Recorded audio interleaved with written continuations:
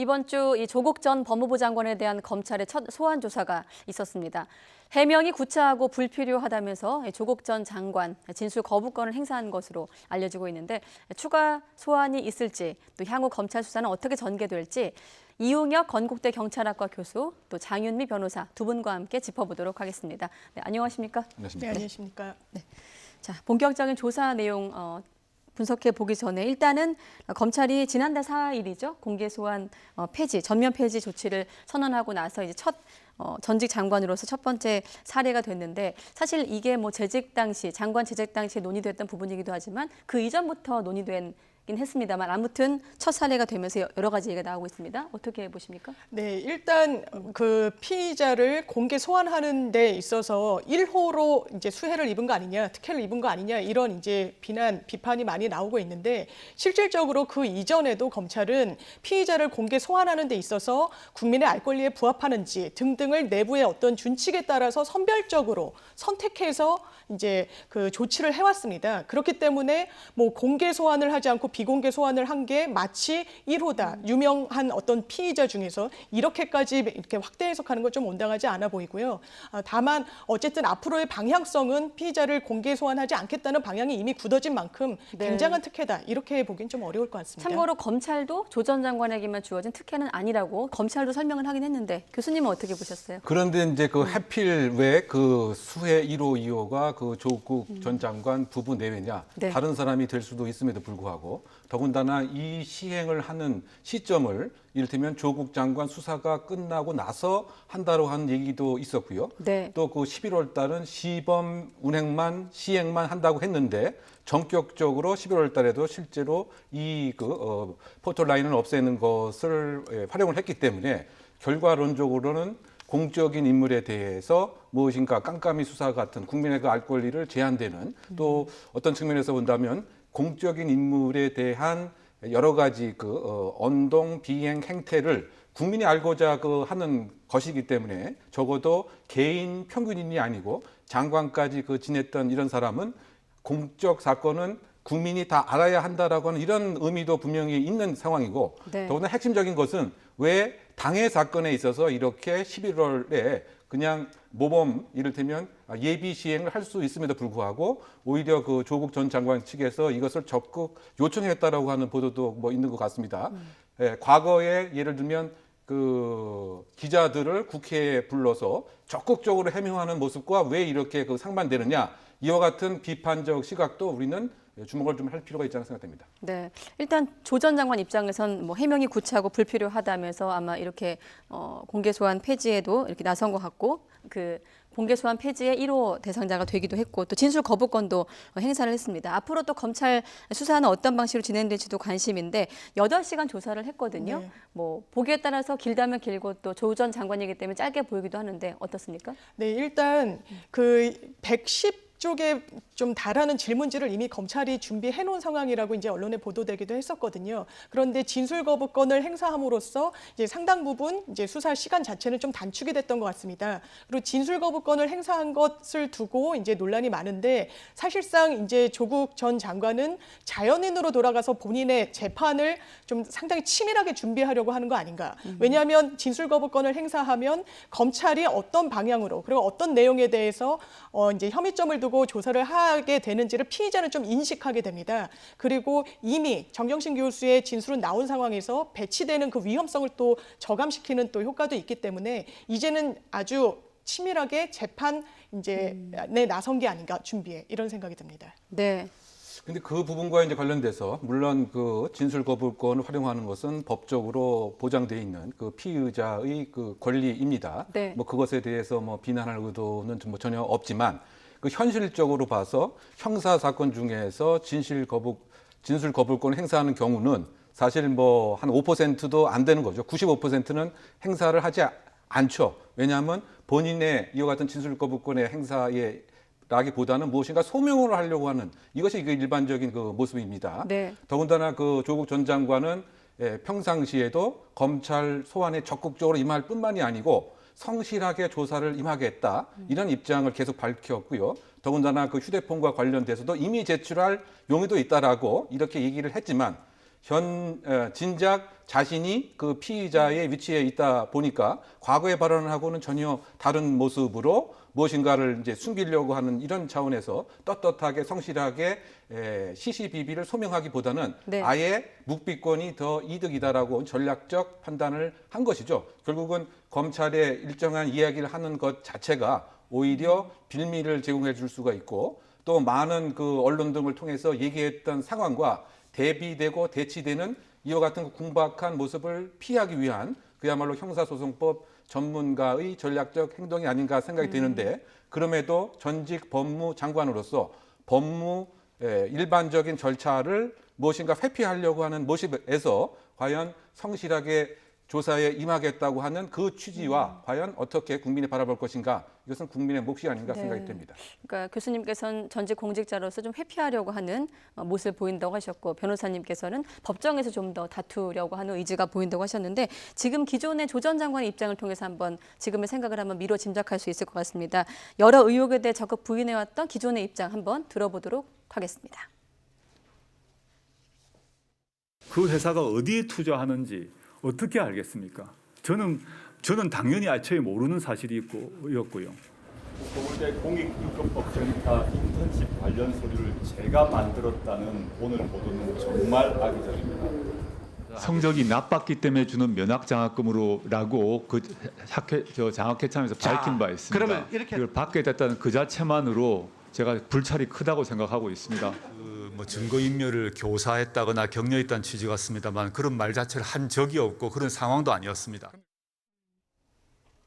네, 부인과 관련된 의혹들에 대해서 사실 기존에 한 4가지에 대해서 조국 전 장관이 해명하던 모습 먼저 보셨는데 아무래도 검찰은 지금 주목해서 보는 혐의는 뇌물 혐의 아니겠습니까? 그렇습니다. 왜냐하면 그게 이제 양형도 높고 이제 뇌물죄로 기소했을 때 이제 조국 전 장관이 받게 되는 타격도 상당히 좀 크기 때문일 텐데요. 이제 뇌물죄가 근데 기소에 이르고 유죄까지 나오려면 대가성이 상당히 좀 구체적으로 입증이 돼야 됩니다. 네. 지금 정영신 교수가 WFM의 주식을 보유하는 과정 중에서 그 자금 중 일부가 조국 전 장관이 뭐 청와대에서 ATM기로 5천여만 원을 송금했다.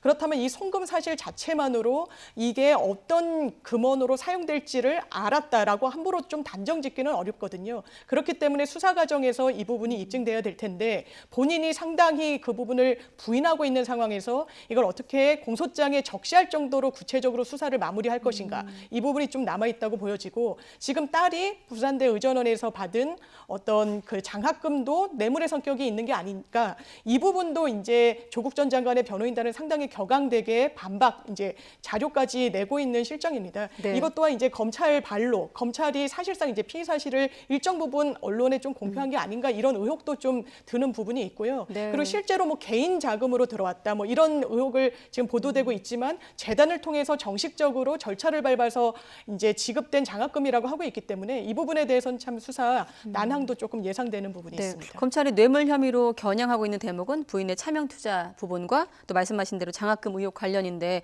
먼저 말씀하셨지만 이 조국 전 장관은 그 4천여만 원 부인에게 송금은 했지만 주식 매입은 몰랐다는 입장인데 이 부분을 거꾸로 검찰이 또 증명해내야 되지 않겠습니까? 네, 그렇죠. 네. 결국은 이제 그 알고 있었느냐를 검찰이 얼마만큼 객관적인 증거를 확보를 해서 법정에 현출하느냐. 이것이 그 이번 사건의 핵심이 아닌가 생각이 됩니다. 네. 지금 그 조국 그 전 장관의 그 이야기는 나는 전혀 그 몰랐고 설령 일정한 사실은 기억을 못한다. 이 얘기가 함축하는 바가 상당 부분 있습니다. 네. 지금 그 WFM에 있어서의 그 계좌 그 이체에도 주식을 매입하는 것에 썼는지는 나는 몰랐다고 하는 입장이 조국 전 장관의 그 입장이고요. 네. 또 비슷한 그 맥락에서 부산 의료원과 관련된 이를테면 직무 대가성으로서 네. 1,200만 원의 장학금이 지급된 것은 아닌가.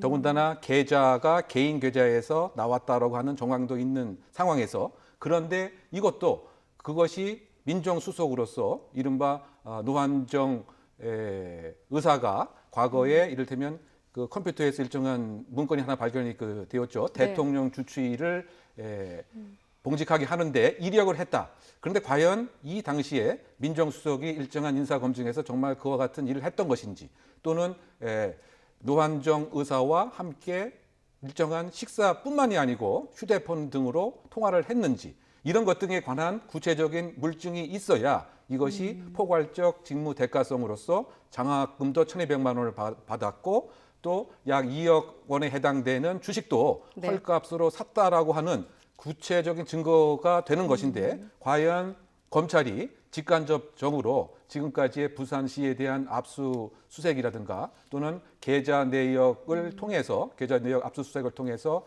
자금의 그 흐름 등에 분명히 알 수밖에 없었던 그런 상황을 확인했던 것인지 그리고 이와 같은 것이 만약에 그 구속영장 청구가 혹시 된다고 치면 네. 영장실질심사에서 이와 같은 물증을 제시를 하게 되면 사실은 지금까지 그 검찰에서 묵비권을 행사했던 것이 오히려 부메랑으로 돌아오는 것까지 요약이 될 수 있다. 어쨌든 요약을 하게 되면 뇌물죄의 혐의가 있는 것으로 심증이 있는 것으로 검찰은 바라보고 있지만 네. 물증이 없게 되면 이것은 그야말로 그냥 심증에 불과한 것에 그치기 때문에 네. 지켜봐야 할 대목이라고 보입니다. 그러니까 심증 단계일 뿐이기 때문에 물증을 확보해야 된다 말씀하신데 조금 더 정리해 보면 일단 조 전 장관의 SNS를 통해서 자신에 대한 기소는 예정돼 있는 것 같다 이런 입장을 밝히기도 했고 일단 정리를 해보면 조 전 장관은 지금 진술을 거부하고 있는 상황이고 말씀하신 대로 심증 단계고 물증은 없는 상황이거든요. 검찰 입장에서 조 전 장관을 기소하려고 한다면 그 시점에서 본다면 어떤 좀 수사 내용들이 보강돼야 되는 겁니까?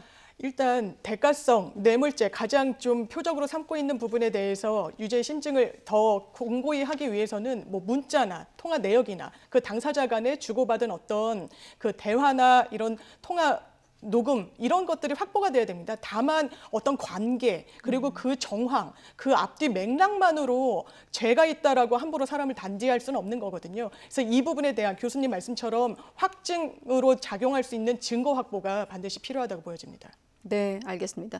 자, 앞으로 계속해서 진술 거부권을 행사하면 이제 추가 소환화된 얘기가 될 텐데 계속 같은 입장이라면 추가 소환을 할 필요가 있을까 이런 의문도 들거든요. 네, 그 검찰의 그 입장에서는 그 조사할 상황이 더 남아 있다라고 입장인 것 같습니다. 분명히 그 추가 소환이 이루어질 가능성이 크다고 생각이 되고요. 네. 다만 이와 같은 상황에서 조국 전 장관이 추가 소환에 응할 것인지 여부를 생각해 봐야 될 것 같은데 네. 만약에 추가 소환에 응하지 않게 되면 또 체포영장까지 발부되는 이런 같은 상황이 있을 수가 있기 때문에 소환에 응할 것으로 생각이 되고요. 또 소환에 응하는 것이 조국 전 장관의 재판 전략의 입장에서는 그렇게 불리한 것은 아니죠. 왜냐하면 계속 묵비권, 진술 거부권을 행사하면서 검찰이 갖고 있는 패를 확인할 수 있는 오히려 기회가 되기 때문에 진술 거부권을 계속 행사한다고 한다면 소환에 적극 응해서 재판에서 전략을 짜고 재판에서 응할 수 있는 오히려 기회로 삼을 가능성이 있기 때문에 네. 소환하게 되면 응하지 않을까 예상해 봅니다. 네, 알겠습니다. 이 이슈는 여기까지 짚도록 하고 이번엔 화성 연쇄살인 사건으로 넘어가 보도록 하겠습니다. 어제죠. 경찰이 8차 사건의 진범을 사실상 이춘재다 이렇게 지목을 하고 잠정 결론을 내렸습니다. 그렇게 결론을 내린 배경은 어디에 있다고 보십니까? 네, 이춘재를 이 건으로 다시 조사하게 되면서 그 8차 사건의 어떤 사건 현장과 그 범행의 수법에 대해서 그 진범으로 당시에 지목됐던 윤모 씨보다 훨씬 사건 현장에 부합하게 진술하고 있다는 것이 확인됐기 때문에 이 사건의 진범은 이춘재다 이렇게 잠정 결론을 내린 걸로 보입니다. 네. 예, 그렇기 때문에 이를테면 뭐 양말을 사용해서 목을 졸랐다 이렇게 이춘재는 진술했는데 네. 그 부분에 대해서는 실제로 국가에서도 뭐 목에 천으로 쓸린 흔적이 있다. 네, 이런 변호사님 예. 잠시만요. 그 관련 내용이 또 있거든요. 아, 네, 정리한 게 알겠습니다. 있는데 한번 보여주실래요? 네. 지금 말씀하신 변호사님께서 말씀하신 양말 그 대목과 관련된 내용인데 계속 예, 말씀해 말씀을 주시죠. 이어가자면 네. 그 당시에 이춘재는 그 자신의 수법이 양말에 손을 끼고 했다라고 말을 했고 네. 실제로 국가수에서도 천에 쓸린 목에 상흔이 있다라고 나왔습니다. 윤 씨는 그 당시에 맨손으로 범행을 했다고 했거든요. 상당히 이 범행에 대해서 더 부합하는 건 이춘재의 진술이라고 할 수 있고요.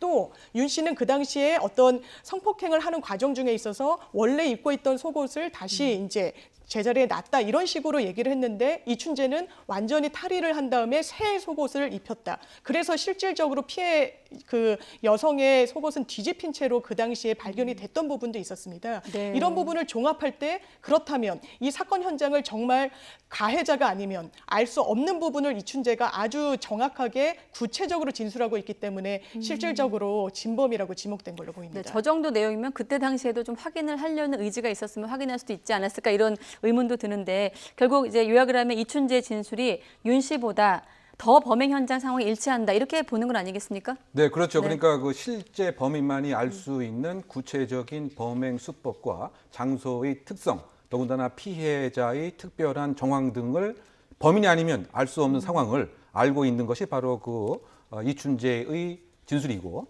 반면 지금 윤모 씨의 그 진술은 마치 그 당시 형사가 일정한 시나리오에 입각해서 불러준 대로 작성을 하다 보니까 네. 앞뒤 맥락도 상당히 그 안 맞는다. 더구나 직접 진술한 자술서에 의하면 초등학교 중퇴의 학력으로는 쓸 수 없는 그런 전문 용어가 많이 그 등장을 하고, 네. 또 더군다나 예를 들면 독직 폭행의 가능성도 상당 부분이 있는 것으로 지금 보고 있는 것 같습니다. 3일 동안 잠을 안 재우는가 하면 신체가 상당히 부족함에도 불구하고 소아마비를 알아서 말이죠. 쪼그려뜨기를 시키는가 한다면 뭐 심야 시간에 산에 끌고 가기도 하고요. 이런 등으로 회유를 넘어서 일정한 물리력을 행사한 것 때문에 허위로 불러주는 대로 쓴 것이고 그렇게 진술한 것이다. 이렇게 그 대별되는 것이 지금 네. 핵심적인 포인트가 아닌가 생각됩니다. 그래서 이 사건이 결국 또 억울하게 옥살이를 했던 윤모 씨 재심 청구로 이어지게 되고, 그 재심 재판의 쟁점이 지금 말씀하신 그런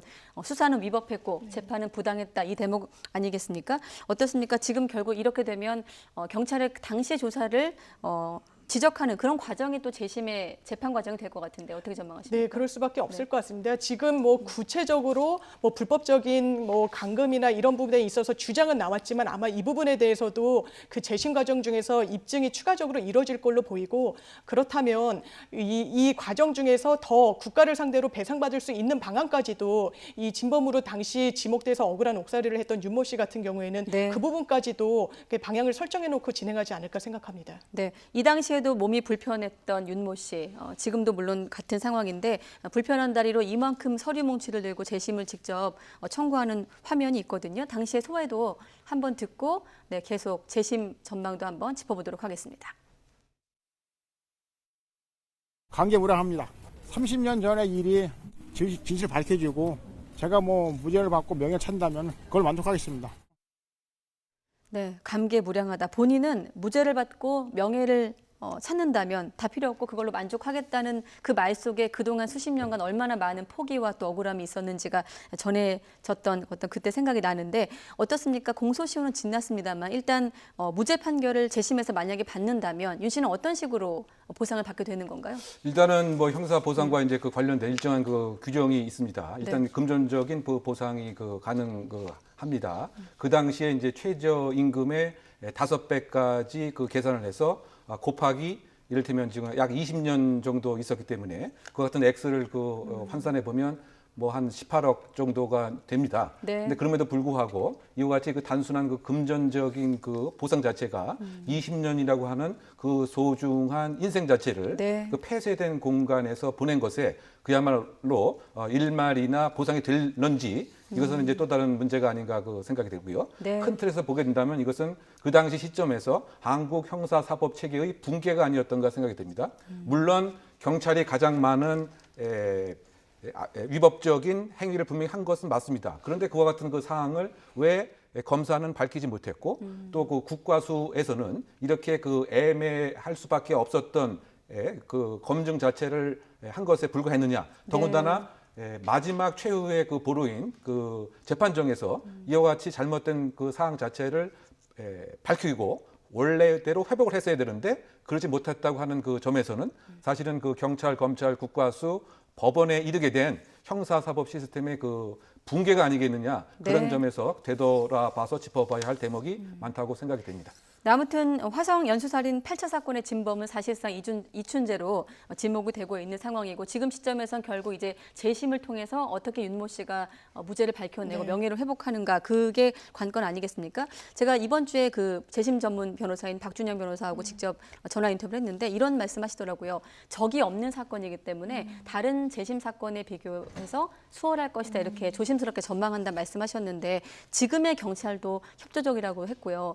이춘재가 증인으로 서게 되는 게 유리하게 되는 건가요? 네, 아무래도 이춘재는 지금까지는 이제 경찰 수사관들한테 본인의 어떤 범행을 자백한 이 상황입니다. 그렇다면 이게 이제 조서나 어떤 문서로 남아 있겠지만 재심 과정 중에서 법정에서 그 부분이 실질적으로 이제 증빙으로 신빙성이 인정받기 위해서는 증인으로 소환해서 네. 증인 신문을 할 수밖에 없고 지금 이춘재 본인도 자신이 이 재심 재판에서 증언대에 설 의사가 있다라고 얘기를 하고 있습니다. 그렇기 때문에 이 재심의 변호인단으로서도 이춘재를 반드시 증인으로 부를 것을 재판부에 요청을 할 것이고 네. 이춘재의 어떤 소환을 기대하고 있을 겁니다. 네, 짧게 교수님께 여쭤보면 마지막으로 어떻습니까? 이 사건 관련해서 앞서 국과수 말씀들도 하셨는데 법정에 서게 될 참고인, 증인들 누구누구 좀 지목할 수 있을까요? 뭐 기본적으로는 아무래도 이제 그 이춘재가 그 핵심 그 증인이 될 것 같습니다. 네. 혹시 이제 그 증인대 쓰는 과정에서 얼굴 자체가 언론에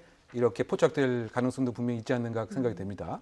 그리고 이제 그 관련돼서 경찰관들의 그 증언 자체도 중요할 것 같습니다. 경찰의 그 입장에서는 그 당시에 국과수에서 엄격한 증거가 있었기 때문에 가혹 행위를 할 가치와 의미도 없었다. 그래서 그 당시에 특진이 되었습니다. 그러면 그와 같은 그 상황이 사실인가의 그 여부에 있어서 그 증인으로서의 그 경찰관이 또 중요한 역할을 할 것으로 그 생각이 되고요. 네. 또한 이제 그 피해자 그 가족들의 최근에는 이제 그 법정에서도 피해자의 의견을 많이 듣기 때문에 그 참고인으로서 피해자의 진술도 법정에서 우리가 들을 수 있는 기회가 있지 않을까 예상해 봅니다. 네, 알겠습니다. 자, 마지막으로 유승준 씨 관련 소식까지 짚어보도록 하겠습니다. 17년 만에 한국당을 밟을 길이 열렸습니다. 일단 지난 8월에 대법원 취지대로 판결이 나온 거죠. 그렇습니다. 네. 대법원에서 당시에 왜 비자 발급 거부가 이제 위법하다라고 판결을 내렸냐면 그 당시에 LA 총영사관은 법무부가 유승준 씨의 입국을 허가하고 있지 않기 때문에 비자를 내줄 수 없다 이렇게 판단을 내렸거든요. 그렇지만 대법원의 판단은 달랐습니다. 어쨌든 영사관에서 비자를 발급할지 말지 여부를 헤아려고 판단할 수 있는 재량권이 있는데 그 재량권 자체를 행사하지 않은 건 위법하다. 그러니까 절차적으로 문제가 있는 비자 발급 거부 행위였기 때문에 이 부분에 대해서는 다시 들여다봐야 된다. 네. 이렇게 결론을 내린 거고 어제 있었던 판결 역시 그 취지에 부합하게 선고가 된 겁니다. 네, 그러니까 비자 발급 거부를 취소해야 된다. 네. 그러니까 이제 파기환송심의 내용이고 결국 유승준 씨가 승소를 한 건데 유승준 씨 변호인단 측은 다소 신중한 입장을 보였거든요. 한번 들어보겠습니다. 법원의 이번 판결에 대해서 존중하고 감사드린다는 말씀을 하고요. 자세한 입장이나 향후 진행 방향은 저희가 유승준 씨와 협의해서 또 공식적인 입장을 밝히도록 그렇게 하겠습니다. 아무래도 이 대목을 승소한 건 하긴 맞지만 여론을 감안해서 좀 다소 신중한 입장을 보이고 있는 것 같고 어떻습니까? 입국이 최종 확정된 건 아니라고 생각이 들거든요. 네. 앞으로 어떻게 좀 전망하세요? 일단은 이제 그 대법원의 그 재상고가 이루어졌기 때문에 그것까지 일단 기다려 봐야 되겠죠. 그래서 그 결과가 똑같다고 한다면 LA 그 총영사에서는 두 가지 점을 보정을 할 것입니다. 지적된 점이 두 가지죠. 그 첫째는 절차적으로 문제가 있었다. 이것은 그 전화로 알려줄 사항이 아니기 때문에 직접 문건으로 전달해야 된다. 이 점이고요. 그리고 또 가장 핵심적인 것은 재량권을 행사하지 않았다고 하는 이제 이런 점인데 만약에 재량권을 행사를 하면서 비자 발급 자체를 문건으로 이것은 여전히 문제가 있다라고 이렇게 발급하지 않을 수도 있습니다. 그러면 대법원에서 얘기했던 문제가 되는 것은 다 보정을 한 것이죠. 이런 시나리오가 하나 있게 되면 유승준 씨는 입국 자체가 어렵게 되는 그런 상황이 계속 유지되는 것이고 그다음에 두 번째 시나리오는 이를테면 비자를 제대로 발급을 합니다. 네. 즉 바꿔 얘기하면 재량권 불행사를 하지 않고 그러니까 재량권 행사하고 또 전화로 통지가 아니고 문건으로 공식적으로 통지를 합니다. 그래서 비자가 발급되었습니다. 그렇다고 해서 100% 국내에 입국이 가능하느냐? 이것은 지켜봐야 할 대목입니다. 설령 적법한 비자를 받고 국내에 입국한다 손 치더라도 네. 출입국 관리국에서 이것이 국가에 악영향을 줄 수가 있고 건전한 이를테면 국방 의무를 해할 수 있는 공익에 반하는 것으로 판단되면 역시 재량으로서 출입국 자체를 거부할 수가 있기 때문에 네. 이 부분에 있어서는 또 마지막 관문이 아닌가 이렇게 생각이 됩니다. 그래서 요약을 하게 되면 법적인 흠결을 다 보정한다 손 치더라도 최후 단계에서 재량 행위로서 출입국 관리법에 의해서 입국 자체를 거부할 가능성은 배제할 수 없다. 이렇게 그래서 말씀드렸습니다. 입국 기회가 생겼다고 표현을 그렇죠. 하는 거지 입국의 길이 완전히 열렸다고 볼 수 없다고 볼 수 있겠군요. 자, 끝으로 일각에서는 한국에 오고 싶으면 관광 비자로 오면 되는 거 아니냐 이런 또 얘기도 있거든요. 어떻게 보십니까? 네, 지금 유승준 씨가 이렇게 소송까지 불사하면서 내달라고 요구한 비자가 F4 비자입니다. 이건 사실상 경제 활동을 하겠다는 거고 지금까지 관광 비자로도 충분히 단기 체류하면서 국내 머물 수 있는데도 왜 굳이 F4 비자인가? 이 부분은 사실상 연애 활동을 하고자 하는 걸로 보이기 때문에 신성한 국방의 의무는 도외시하면서 한국에서 경제 활동을 하겠다라는 부분이 상당히 심리적으로 저항감을 좀 불러일으키는 것 같고 네. 그래서 청와대 국민청원에도 20만 명 이상이 입국을 불허해야 된다는 의견을 주고 있는 것 같습니다. 아, 알겠습니다. 자, 여기까지 짚어보도록 하겠습니다. 유승준 씨 얘기까지 하고 마무리하도록 하겠습니다. 장윤미 변호사 또 이웅혁 교수 두 분과 함께했습니다. 고맙습니다. 네.